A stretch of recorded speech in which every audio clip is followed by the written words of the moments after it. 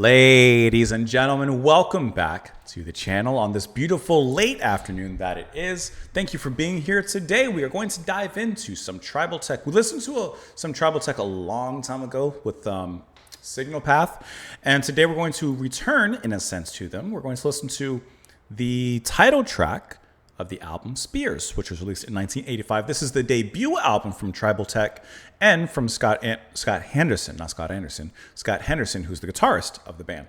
We're listening to this because it was suggested and sponsored by R. Gray. Thank you so much, Mr. Gray. Thank you so much. I appreciate the sponsorship and, of course, the suggestion.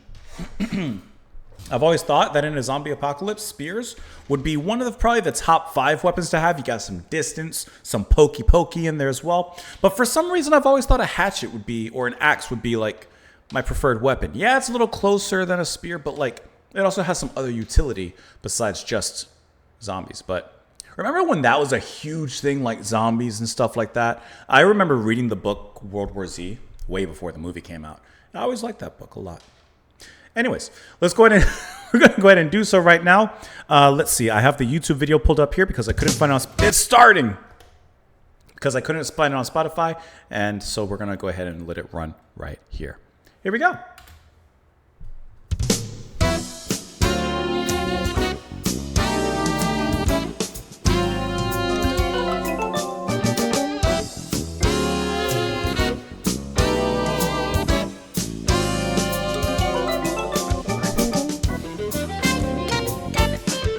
It sounds like you just hit the jackpot and you're walking out.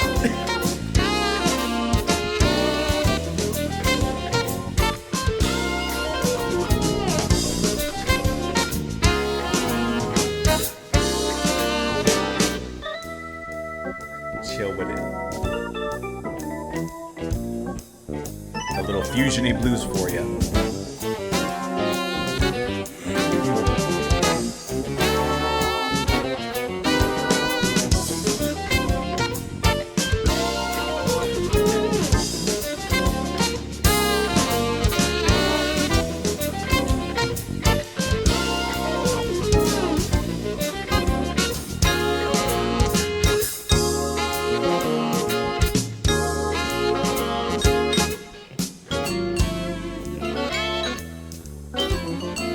The bass so sneakily goes into this blues kind of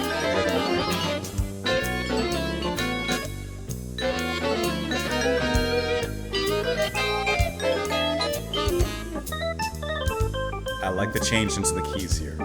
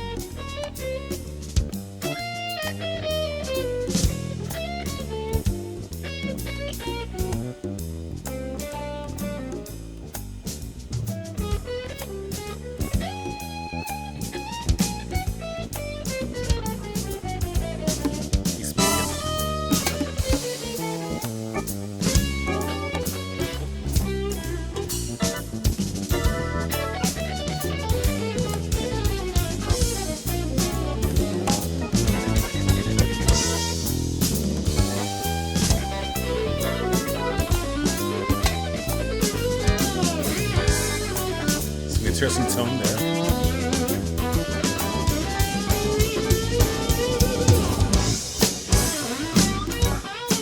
Back to the chorus almost, but not.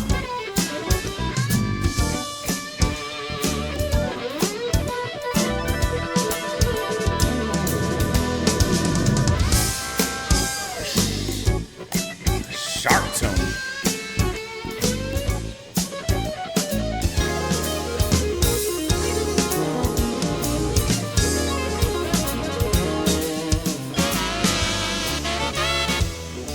It almost has a Zappa-esque quality to it now that I'm thinking about it, right?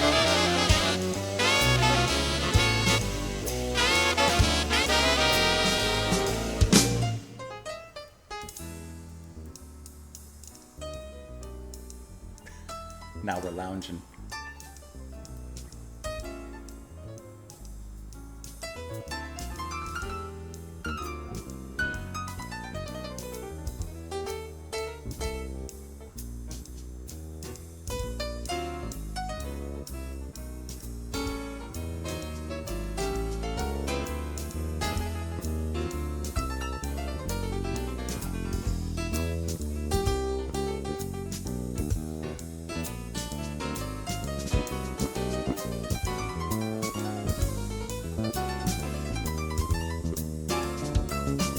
the bass tone that he has.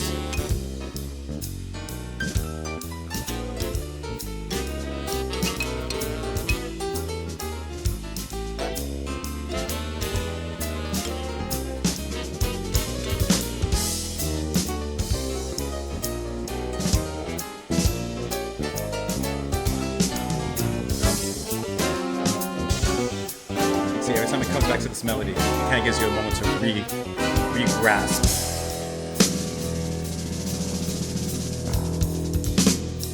It's unpredictable, I'll tell you that.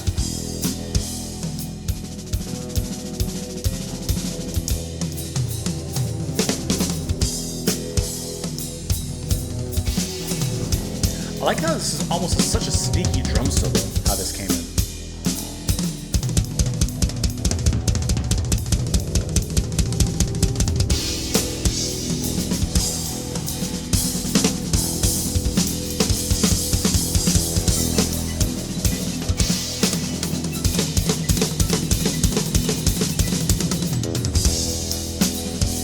Nice fretless sound on the bass too.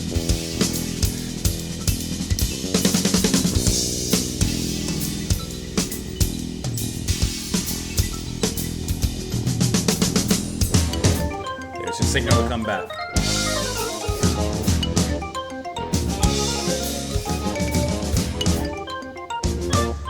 See, even the vibes have like a root quality to it.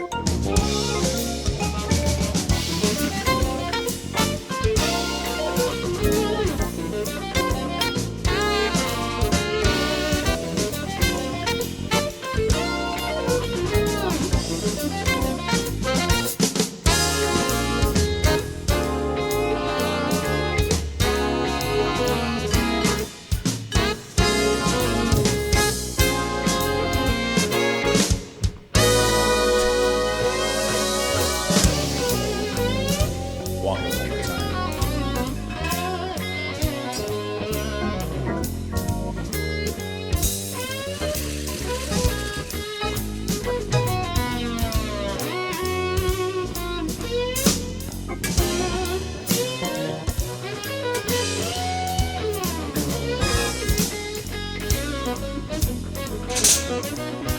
What's that?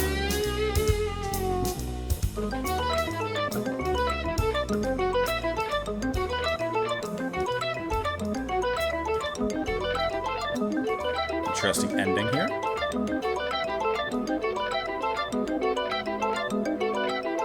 I'm assuming this is how it leads into the following track. Spears is an interesting track. Spears is a curious one. This is a curious track. So let me get a few things out of the way before I dive into the track a little bit more. This doesn't tickle my particular fancy. This isn't my type of, I don't even know, fusion, progressive rock, whatever you want to call it. I think that it sounds really cool in many respects. I think that this is the type of song or track or piece of music that the musicians have a lot of fun playing. I can see them, like, this is them really like focusing, experimenting, and really jamming out to it, and like really putting a lot of effort into the performance and hitting all the right notes. And like, I see them getting a lot out of it. This leaves me just a little bit cold, if I'm being 100% honest. It's a little bit, in my opinion, too performative. It doesn't sound like, this is just how I hear music sometimes. It doesn't sound like they have a lot to say. It just sounds like they're saying, but they don't say a lot. I don't know. I don't know. It just seems a little performative to me, and it doesn't really hit the right notes exactly. Now that I've got that out the way, I have to say that there are a lot of cool elements in here. So I didn't really think about it at first, but it was giving me a lot of Frank Zappa vibes in the way that it does combine this progressive rock and fusion sound with jazz, and here blues as it dives into it is a little bit, which I think is really cool. Gary Willis on the bass. I love the bass line. I love the fretless sound, like the tones that he gets out of here. The keyboards from Pat Coyle, I thought absolutely blessed this track with a cool atmosphere and some really cool synth solos, and all that was really, really fun. The horns, Bob Shepard, they had almost like in some capacities at some points, like a big band kind of sound as well.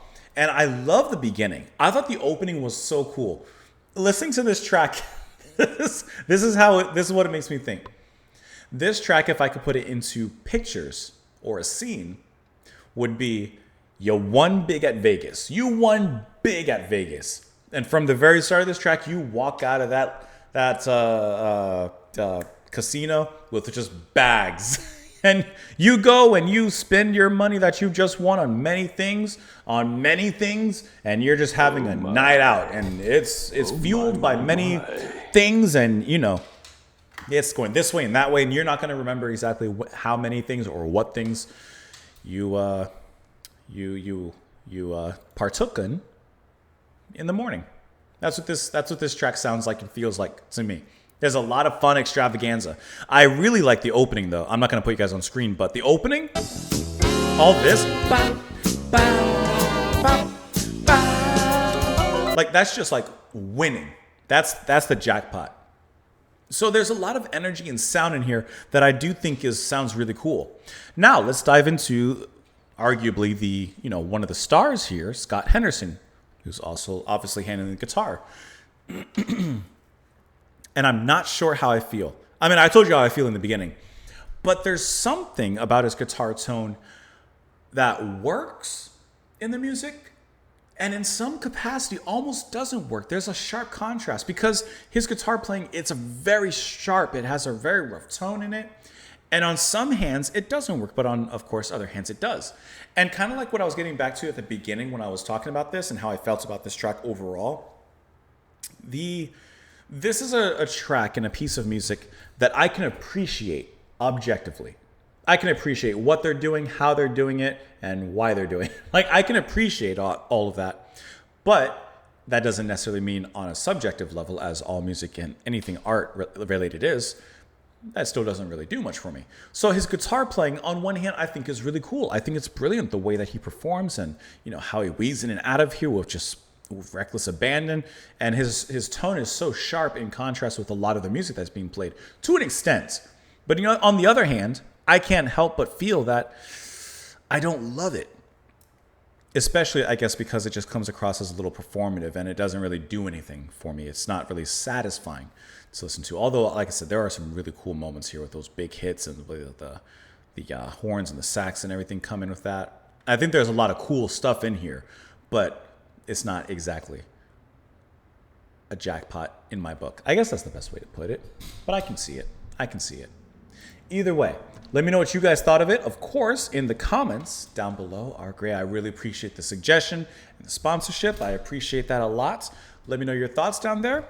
Have a great rest of your day, and I'll see you all you cool cats later. Because it was hitting you with the jazz at certain points. It hit you a little bit of that blues. Have a great one, guys. I'll see you. I know why I had to point at you so aggressively. I'm sorry.